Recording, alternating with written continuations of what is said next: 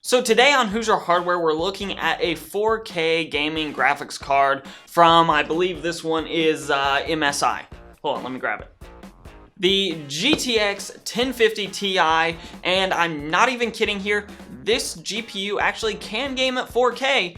You just gotta be a little bit more selective with which games you're playing at 4K and what those settings are. So let's take a look at where this thing stands.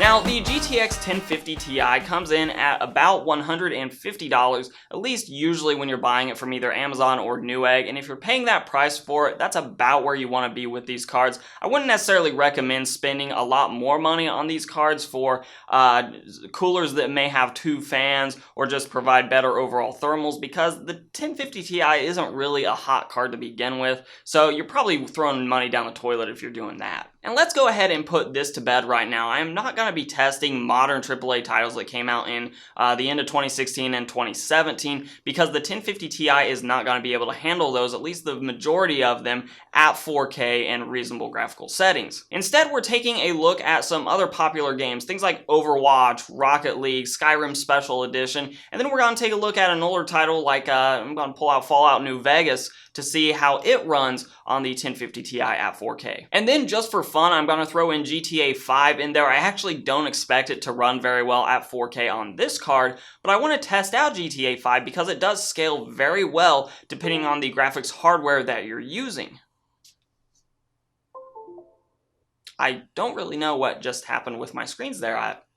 Driver update maybe? So before we hop over to the charts, you do need to know that I am pairing the 1050 Ti with an i5-8400. That's a 6-core processor, one of the new Coffee Lake chips from Intel, and it does have 8 gigabytes of DDR4 RAM running at 2933 megahertz. So let's go ahead and hop over to the charts and see just how well this 1050 Ti games in 4K. So starting off our 5-game run, we have Fallout New Vegas, which is an older title, but I left it on the high preset, and I just really wanted to see what this older title could do. I sort of started with it as the baseline to see if I should even really proceed with the testing. And what I found was that Fallout New Vegas averaged 30 FPS. It was actually a pretty smooth experience with 1% lows at 20 and 0.1% lows at 9, but I will say it was just overall a very smooth experience, and it is a slower paced game, so that's a little bit to be expected.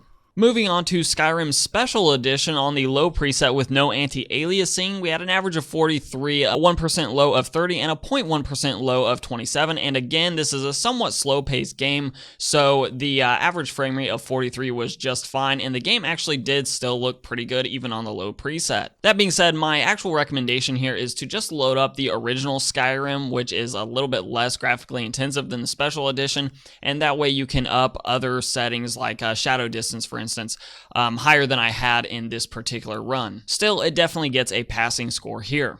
Moving on to a couple of esports titles, we have Rocket League on the quality preset, averaging 56 with a 1% low of 45 and a 0.1% low of 37. Now, since this isn't a first-person shooting game, that average of 56 is actually just fine, and the game looked gorgeous on the big screen TV there, so definitely passing marks again in Rocket League. Moving on to Overwatch on the high preset, we were looking for a 60 FPS at the minimum end of things, and we averaged 79 with a 1% low of 70 and a 0.1% low of 60. So again, with just a refresh rate though of 60 on this particular TV, and really most all 4K displays, at least until probably next year, this is again a very nice experience. You can just set VSync and really be locked at 60 FPS the whole way. And lastly, I decided to throw GTA 5 at this graphics card just to see what a little bit more of a graphically intensive game that is also more recent would do to the card, and it actually stacked up pretty well. With normal settings, that is all the different graphics options in GTA set to normal and no anti-aliasing, we had an average of 37, a 1% low of 27, and a 0.1% low of 22. Now, I'll say that the experience here was actually remarkably smooth because the frame rate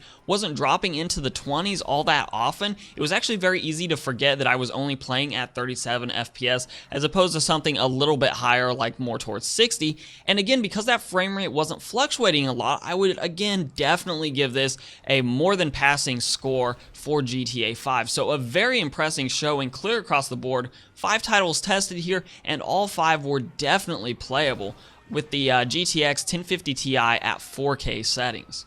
So that wraps up my testing of the GTX 1050 Ti, at least at 4K settings for the time being, but I have been extremely impressed with this graphics card and what it can do for the price tag of just $150 brand new. And of course on the used market you can probably find them a little bit cheaper than that. What it can do in 4K gaming for that price point is nothing short of impressive. So for those of you out there that are 4K gamers, I'm curious what hardware you're running, and if you don't mind and you do have benchmarks handy, let us know in the comments down below what types of numbers you get out of your given hardware. As usual, I will leave links in the description down below to a few versions of this card in case you're in the market for a GTX 1050 Ti. And of course, if you like this content, give it a like, share, subscribe, and comment down below about your 4K gaming experiences. You can follow me on Instagram and on Twitter at Hoosier Hardware. And as always, we'll let YouTube queue up a couple more videos from my channel for you to watch. I'm Shane with Hoosier Hardware, and I'll see you guys in the next video.